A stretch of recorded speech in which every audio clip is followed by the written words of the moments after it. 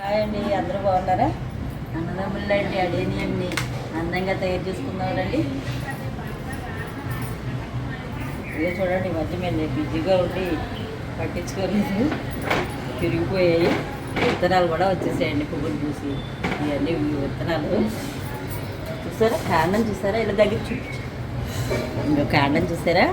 ఇవి బోన్సాయిగా తయారు చేసిన వీడియోస్ చూసి మీరు ఎంతమంది తయారు చేశారు కామెంట్ చేయండి.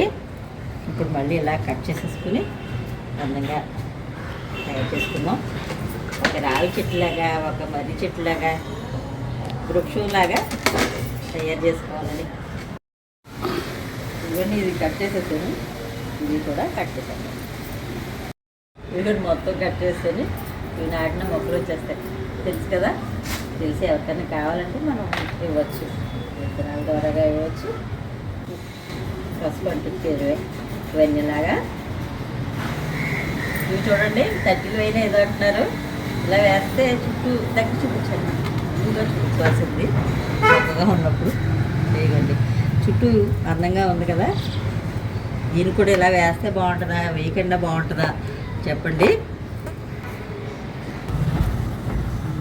ఇలా మొత్తం పసుపు అంటించేసుకోండి, ఎందుకంటే ఫంగస్ పట్టకుండా ఉంటుంది. ఓకే, సరే. బోన్సాయి వీడియో చూసి ఎంతమంది తయారు చేశారో తప్పనిసరిగా కామెంట్ చేయండి. ఓకేనా, బాయ్ అండి.